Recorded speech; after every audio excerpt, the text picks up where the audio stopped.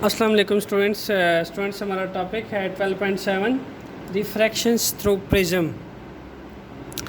Students रिफ्रैक्शंस को हम कहते हैं कि जब लाइट रे एंटर होता है एक मीडियम से दूसरे मीडियम में तो लाइट रे के अंदर जो बेंडिंग आती है, ओके, यानी उसकी जब डायरेक्शन चेंज होती है तो उसको हम कहते हैं रिफ्रैक्शन ऑफ लाइट।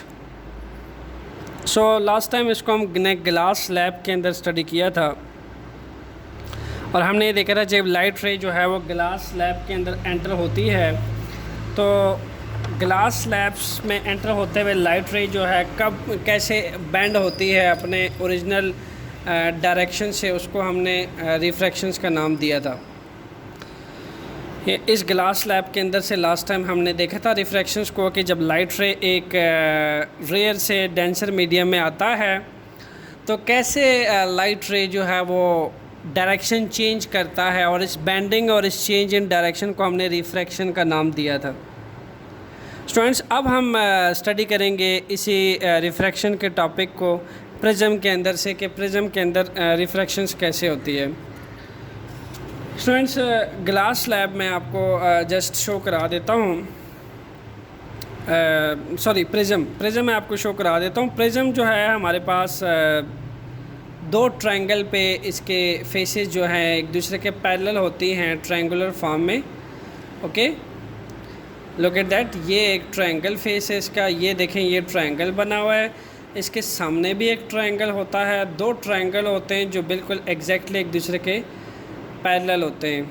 ओके, और इसके अंदर तीन रेक्टेंगल होते हैं, एक वो जो बिल्कुल इस वक्त आपके सामने है ये वाला, एक ये जो बिल्कुल इसके अपोजिट है स्टूडेंट्स ये वाला, ये एक रेक्टेंगल है, और एक वो जो इसके बेस में है स्टूडेंट्स ये एक रेक्टेंगल है।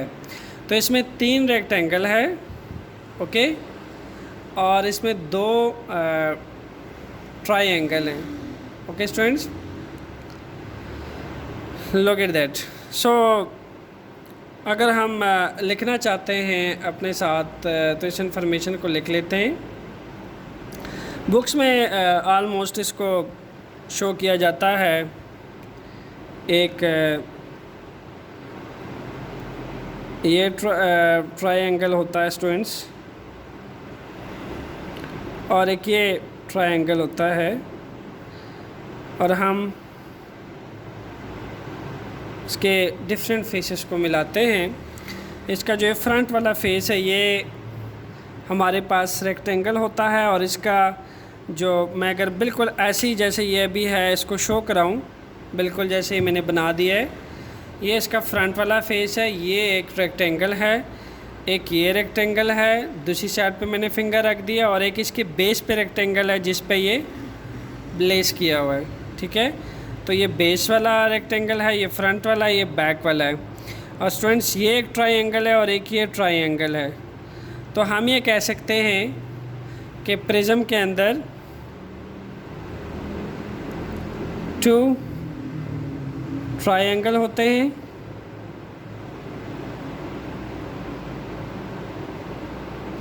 और इसके अंदर तीन जो है स्टूडेंट्स वो रेक्टेंगल होते हैं।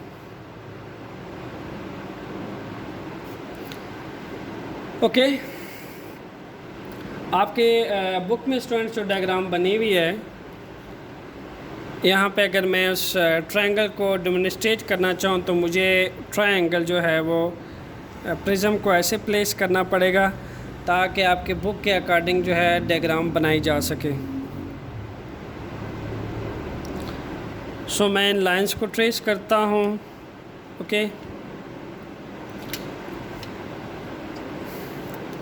बिल्कुल यहाँ पे जैसे प्रिज्म का ट्रायंगल होता है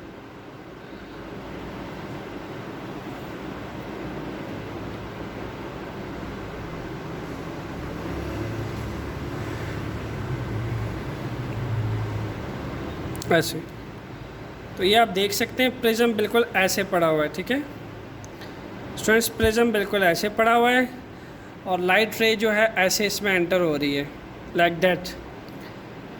सो आपका जो फिगर 12.17 है बुक के अंदर वो बिल्कुल ऐसे जो है वो लेज़र लाइट रखी हुई है या कोई भी इल्यूमिनेट सब्जेक्ट रखा हुआ है जो बिल्कुल इस एंगल पे जा रहा है, लाइट रे जा रही है और एग्जैक्टली इस जगह पे इसके साथ फॉल कर रही है, इंसिडेंट एंगल बना रही है इस जगह पे।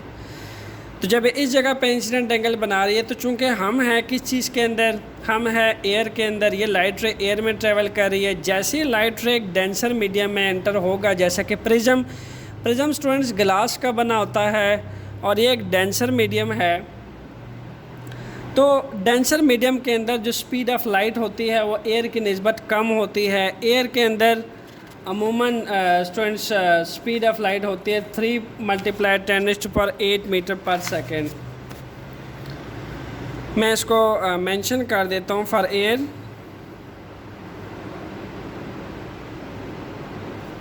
थ्री मल्टीप्लाई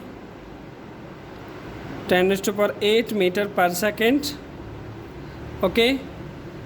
एंड ग्लास के अंदर स्टूडेंट्स ऑलमोस्ट इसकी स्पीड 2 × 10⁸ होती है फॉर ग्लास।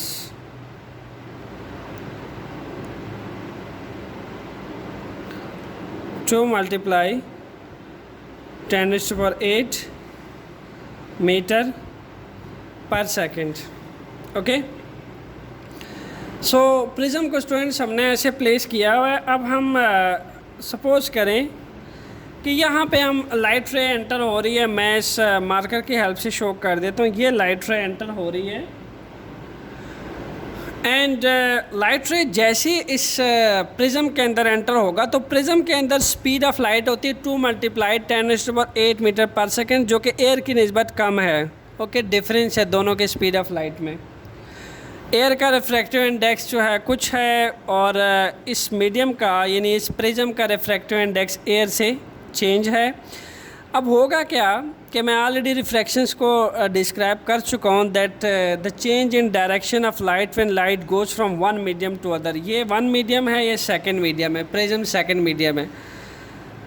तो चूँकि दोनों के स्पीड ऑफ के अंदर चेंजिंग है तो क्या होगा, लाइट रे जैसे ही यहाँ पे एंटर होगा ग्लास के अंदर, ये ऐसे जा रहा लाइट रे इस डायरेक्शन में, ओके। लाइट की डायरेक्शन एक्चुअल में ये बनती है, अगर मैं रखूँ इसके ऊपर, ये अपने ओरिजिनल डायरेक्शन से बेंड करके स्ट्रेट आ जाएगा। यूँ जा रहा है, यूँ हो जाएगा, एकदम बेंडिंग शो कर देगा। Why? Because due to change in media, change in speed of two media, okay, speed of light in these two media, that's why the light will bend, okay। and second thing, आपको ये चीज़ पता होनी चाहिए, मैं यहाँ पे mention भी कर देता हूँ आपकी आसानी के लिए। Students, you keep in mind that first thing, when light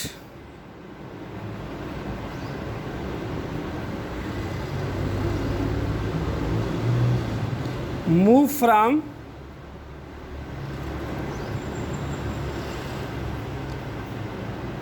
rare, हमारे केस में जो रेयर है वो एक एयर है, to denser medium,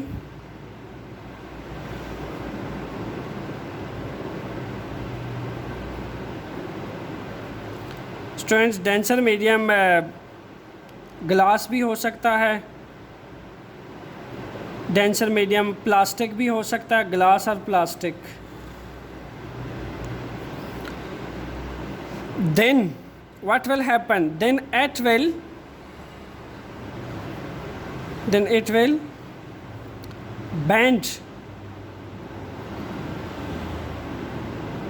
bends toward normal।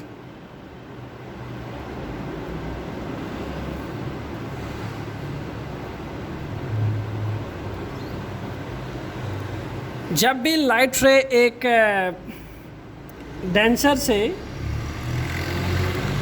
Rare से डेंसर मीडियम में जाता है, जैसा कि ये प्रिज्म है, ये प्रिज्म एक डेंसर मीडियम है, ओके। जैसे लाइट रे एक रेयर से डेंसर मीडियम में जाएगा, लाइट रे हमेशा बेंड करेगा टुवर्ड्स द नॉर्मल। इसको हम अभी देख लेते हैं, बट हम ये भी देखना चाहेंगे कि अगर लाइट रे डेंसर से रेयर में जाता है, यानी इसमें एंटर हो जाता है प्रिज्म के अंदर, और प्रिज्म के अंदर एंटर होने के बाद डेंसर से रेयर में जाता है, then what will happen, let's see. तो यहाँ हम मेंशन कर देते हैं point number 2,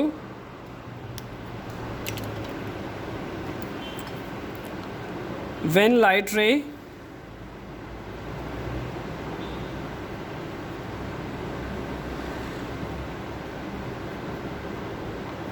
move from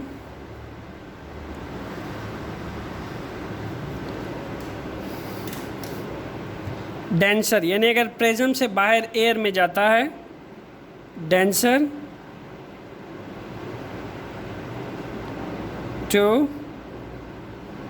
rare medium, यानी हवा में अगर जाता है, then it will bend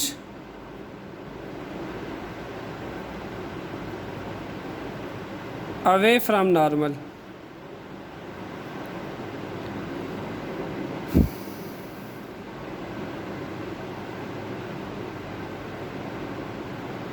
okay, so finally अब हम इसको देख लेते हैं, इन दोनों चीज़ों को हम देख लेते हैं। जो दो हमने रूल्स लिखे हैं कि जब भी लाइट रे एयर से डेंसर में जाएगा, एयर से डेंसर में, ओके, ये अगर लाइट रे ऐसे आ रहा है और प्रिज्म के ऊपर फॉल कर रहा है, तो यहाँ लाइट रे किस में है, एयर में है, और किस में जा रहा है, डेंसर में जा रहा है। तो जब भी लाइट रे एयर से डेंसर में जा रहा है, it will bends toward normal. How it will happen, let's see by drawing a light ray. So similarly मैंने postulate 2 लिखा है, when light ray move from, अब की बार लाइट रे यहाँ से निकल रहा है प्रिज्म में से, then f move from denser to rare medium, यानी अगर ये ऐसे जा रहा है लाइट रे डेंसर से रेयर में, एट विल बैंड, ये मार्कर मैं शो कर रहा हूँ, ये बैंड करेगा टूवर्ड्स नॉर्मल, लाइक दैट, ये क्लॉकवाइज बैंड कर जाएगी लाइट रे जब भी लाइट रे एक डेंसर से रेयर मीडियम में जाएगी। सो स्टूडेंट्स, मुझे अब इसकी कन्फिगरेशन जो है उसको ड्रा करना है। लेट्स सी, मैं जस्ट एज्यूम करता हूँ कि एक लाइट रे है, वो कुछ इस डायरेक्शन में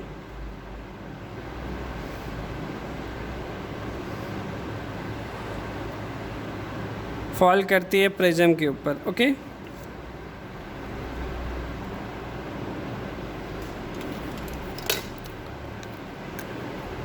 सो स्टूडेंट्स, ये लाइट रे है, मैं इसको यहाँ से शो कर रहा हूँ, ओके। ये लाइट रे है जो मूव कर रही है,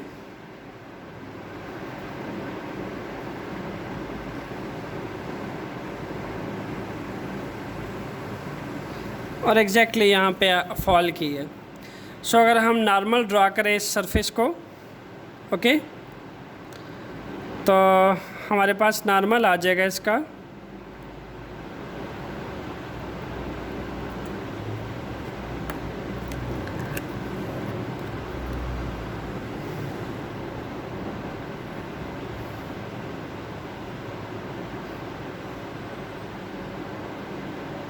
ये हमने एक नॉर्मल लाइन ड्रा की है स्टूडेंट्स। मैं इसको एन कह देता हूँ, इसको मैं एन प्राइम कह देता हूँ। और नॉर्मल वो लाइन होती है जो परपेंडिकुलरली किसी भी प्लेन के ऊपर लाई करती है, यानी अगर ये प्लेन है, ये रेक्टेंगल है, तो इसके ऊपर ये नॉर्मल जो है परपेंडिकुलरली लाई करेगी, ओके स्टूडेंट्स, एग्जैक्टली ऐसे। सो इस नॉर्मल के साथ ये जो एंगल बना रहा है, ठीक है, ये डॉटेड लाइन से मैंने नॉर्मल शो किए है, इसको हम कह देते हैं एंगल ऑफ इंसिडेंस। ये हमारे पास होगा एंगल ऑफ इंसिडेंस। चूँकि हमने ये देखा है कि when light ray move from, हमने देखा है when light ray move from rare to denser medium, rare से डेंसर मीडियम में जाता है, then it will bends toward normal. Normal ऐसे है तो ये नॉर्मल की तरफ बेंड करेगा, लाइक दैट, ओके। तो यहाँ से हम इसको शो कर देते हैं।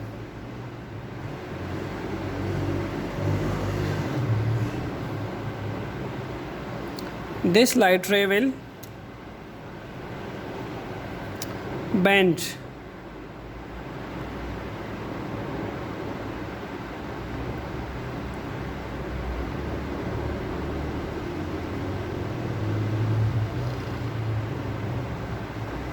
Okay, look at that. ये जो लाइट रे है ये बेंड की है टुवर्ड्स द नॉर्मल, ये नॉर्मल है। ओके, ये लाइट रे बेंड्स की है टुवर्ड द नॉर्मल, ये हमारी रिफ्रैक्टेड रे है। ओके, सो वंस अगेन, जब लाइट रे अब प्रिज्म के अंदर एंटर हो चुका है, लाइट रे ऐसे आया है। ओके, एंड उसकी ओरिजिनल डायरेक्शन ये बनती है, बट लाइट रे ऐसे नहीं गया बल्कि बैंड होके यूं बैंड हुआ है टुवर्ड्स द नॉर्मल। ये जाना था लाइट रे ने, एक्चुअल डायरेक्शन ये थी उसकी, बट वो बैंड हो गया toward the normal and that direction. So that's why हम अब ये वाली जो रे है, ये वाली रे, ये जब इस प्रिज्म में से बाहर निकलेगी तो स्टूडेंट्स प्रिज्म के लिए ये अब इंसिडेंट रे बन जाएगी वंस अगेन। यानी अब जब ये प्रिज्म के अंदर लाइट एंटर हो चुकी है, जब वो यहाँ आएगी, बाउंड्री के इस पार आएगी, इस जगह पे, तो यहाँ ये इंसिडेंट एंगल बन जाएगा, और जब इसमें से बाहर निकलेगी रे, वो कौन सा बन जाएगा? रिफ्रैक्टेड रे बन जाएगा। ठीक है, जब एंटर नहीं हुई थी, जब वो हवा में था लाइट रे, तब तो ये इंसिडेंट एंगल था, और ये bending angle after change in direction जो है रिफ्रैक्टेड एंगल था। एंटर होने के बाद जब यहाँ लाइट पहुँचेगी इस फेस पे, इस फेस पे पहुँचने के बाद ये इंसिडेंट एंगल होगा, और जो बाहर निकलेगी वो आपका अगेन क्या होगा? Refracted angle. स्टूडेंट्स यहाँ भी हम एक नॉर्मल ड्रा कर देते हैं। ओके,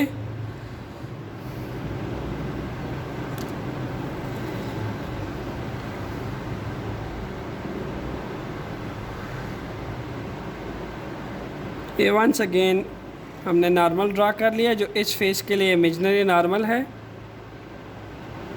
ओके, आप देखेंगे कि लाइट रे जो है it will now again bends. You will observe, जब लाइट रे, यहाँ पे हमने लिख रखा है, when light ray move from denser to rare medium, यानी प्रिज्म से बाहर जब हवा में जाएगा, then it will bends away from the normal. तो ये क्या कर जाएगा? नॉर्मल से अवे बैंड करेगा। तो वंस अगेन आप देखोगे दैट लाइट रे विल नाउ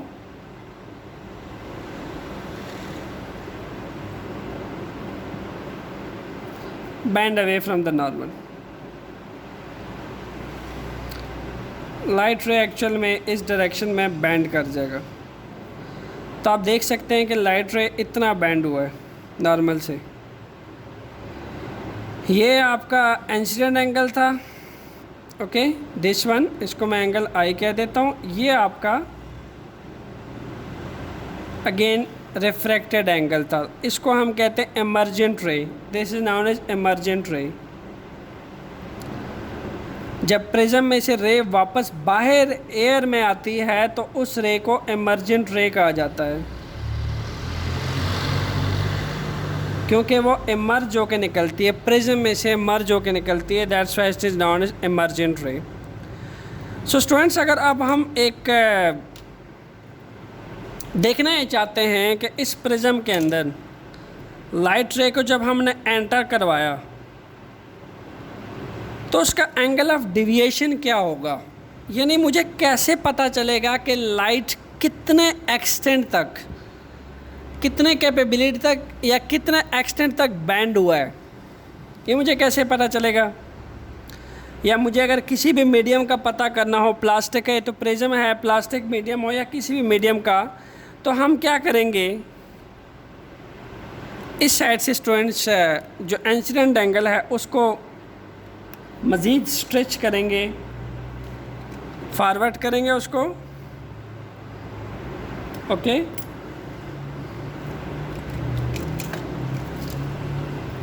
यहाँ से हम इसको स्ट्रिच करते हैं।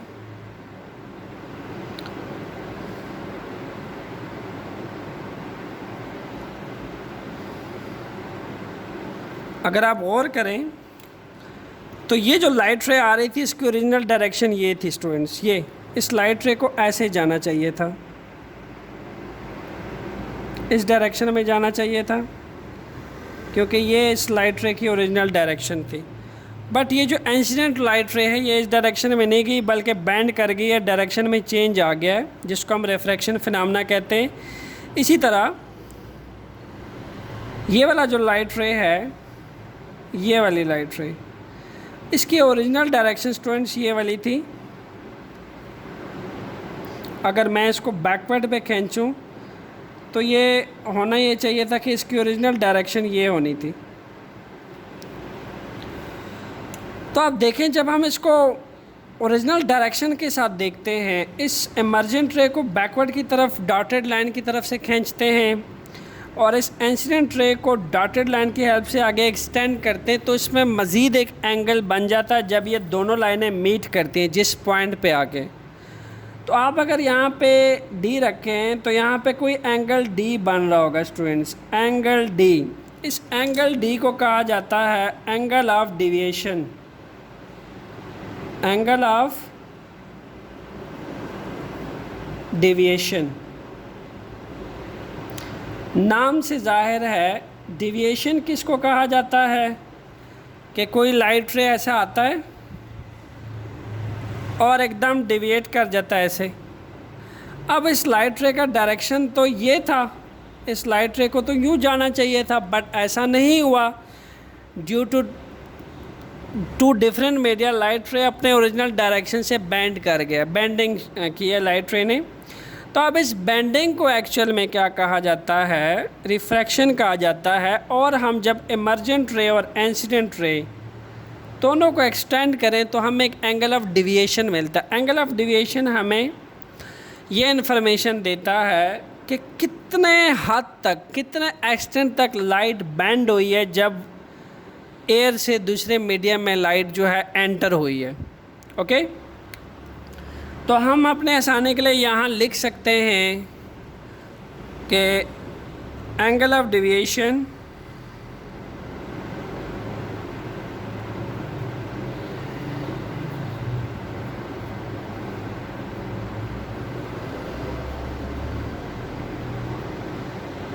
gave us information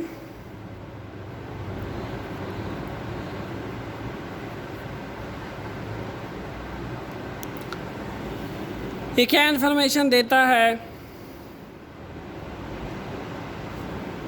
ओके, ये इन्फॉर्मेशन देता है how much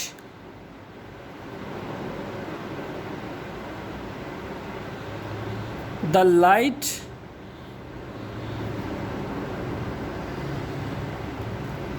will bend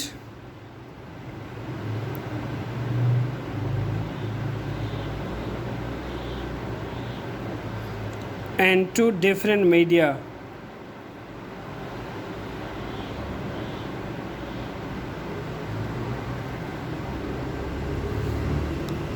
okay, so ये हमें इन्फॉर्मेशन देता है कि जब लाइट रे एंटर होगा एयर से ग्लास के अंदर तो कितना बैंड होगा, कितनी बैंडिंग शो करेगा, तो हमारा एंगल ऑफ डिविएशन कहलाया जाता है। स्टूडेंट्स, ये था हमारे पास refractions through prism. So next lecture होगा हमारा स्फेरिकल मिरर फार्मूला पे हम बात करेंगे। तब तक के लिए stay tuned with conceptual physics lecture. Thanks.